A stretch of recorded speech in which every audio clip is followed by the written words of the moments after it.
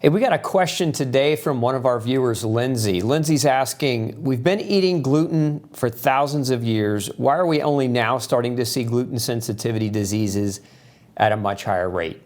It's a great question, Lindsay, one I'm oftentimes approached with, and the real answer is we're not just now seeing gluten sensitivity. As a matter of fact, the oldest medically documented case of celiac disease is 2000 BC. So we know this has been around for a very long time. Now, there certainly are some things going on in our current environment that can accelerate a person's reactivity to gluten.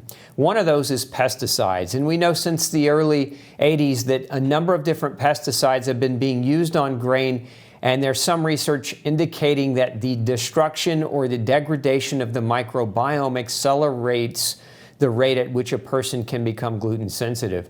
We also know that certain medications can contribute to the development of gluten sensitivity, predominantly antibiotics. There are also certain classes of blood pressure medications, one in particular called angiotensin receptor blockers, or ARBs, have been shown to cause the same type of damage that celiac disease manifests, that is the villus atrophy.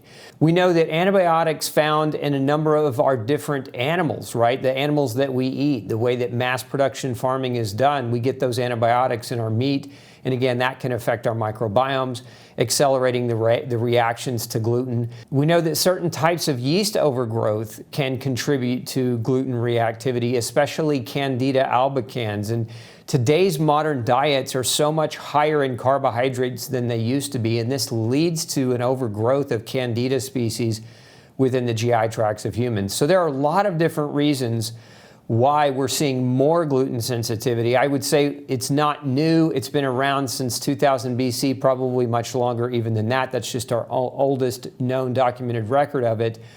But there are a number of things that we do in our modern world that definitely contribute to the acceleration of gluten reactivity.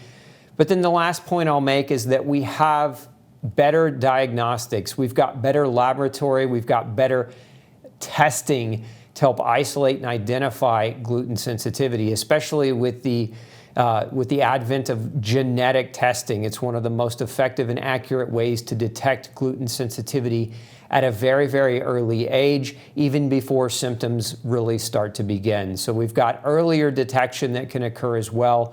And I think those are all kind of, as a general, a synopsis of why we're seeing, or at least we're more aware of gluten sensitivity in our modern world. Thanks so much, Lindsay, for writing in your question. Look, if any of you watching have a question you'd like me to answer, feel free to email me at glutenology@gmail.com. Look, I'm here to support you in your health and wellness endeavors. Hey, if you've got a functional medicine or health question that you'd like me to answer for you, make sure you send me an email, glutenology@gmail.com, and we'll do our best to create a video answer just for you. Have a great day.